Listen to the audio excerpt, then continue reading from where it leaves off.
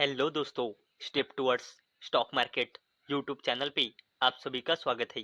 तो दोस्तों, आज के इस वीडियो में हम मल्टीपल शेयर के लेटेस्ट अपडेट और लेटेस्ट न्यूज़ के बारे में बात करने वाले हैं। तो चलो वीडियो स्टार्ट करते हैं। तो सबसे पहले बात करते हैं इन्फोबिन्स टेक्नोलॉजीज लिमिटेड के बारे में। तो दोस्तों, इस कंपनी ने 3:1 के रेशो का बोनस शेयर अनाउंस किया है और इसे देने के लिए कंपनी ने रिकॉर्ड डेट फिक्स की है 27 फरवरी 2026। और दोस्तों, इतना ही नहीं तो कंपनी ने अपने क्वार्टर 3 का रिजल्ट भी डिस्क्लोज किया है।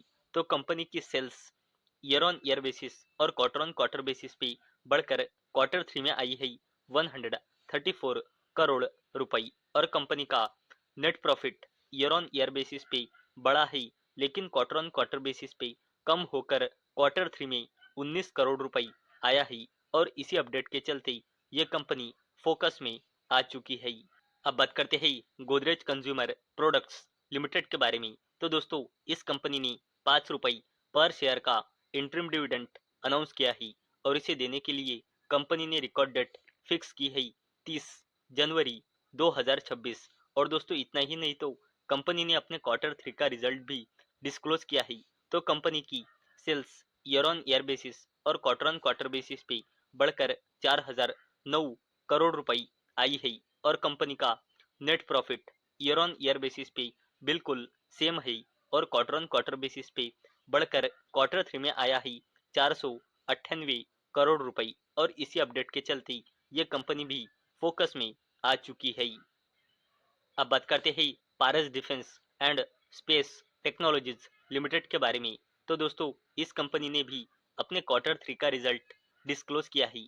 तो इस कंपनी की sales year on year basis पे बढ़कर और क्वार्टर ऑन क्वार्टर बेसिस पे बिल्कुल सेम रहकर क्वार्टर 3 में आई है 106 करोड़ रुपई और कंपनी का net profit year on year basis पे बढ़कर और क्वार्टर ऑन क्वार्टर बेसिस पे कम होकर क्वार्टर 3 में 17 करोड़ रुपई आई है और इसी अपडेट के चलते ये कंपनी भी फोकस में आ चुकी है।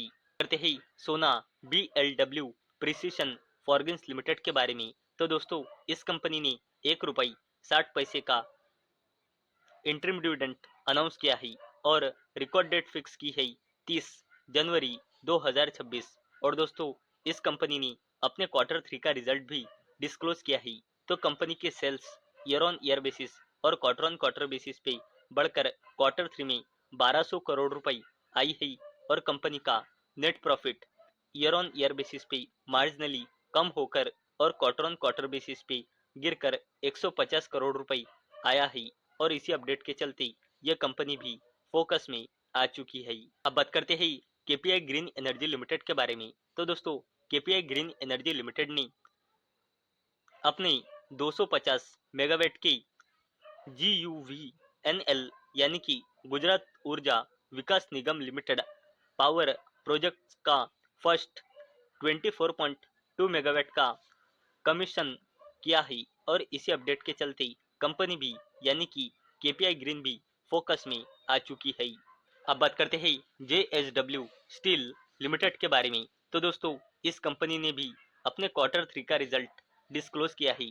तो कंपनी की sales year on year basis और क्वार्टर ऑन क्वार्टर बेसिस पे बढ़कर लगभग 46,000 करोड़ रुपई आई है और कंपनी का net profit year on year basis पे और क्वार्टर ऑन क्वार्टर बेसिस पे बढ़कर क्वार्टर 3 में आई है 2,410 करोड़ रुपई और इसी अपडेट के चलते ये कंपनी भी फोकस में आ चुकी है।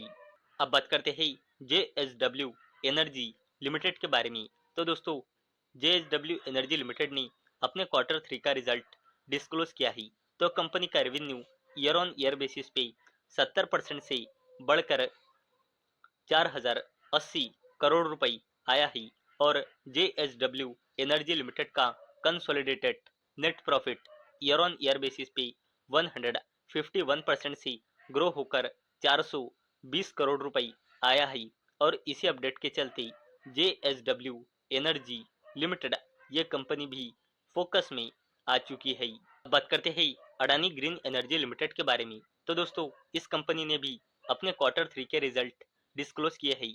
तो कंपनी की sales year on year basis पे बढ़कर और क्वार्टर ऑन क्वार्टर बेसिस पे कम होकर क्वार्टर 3 में आई है 2618 करोड़ रुपए और कंपनी का net profit year on year basis पे और क्वार्टर ऑन क्वार्टर बेसिस पे जबरदस्त तरीके से कम होकर क्वार्टर 3 में आया है कंपनी का नेट प्रॉफिट सिर्फ 5 करोड़ रुपए और इसी अपडेट के चलते अडानी ग्रीन भी फोकस में आ चुकी है। अब बात करते हैं defence company Bharat electronics limited के बारे में।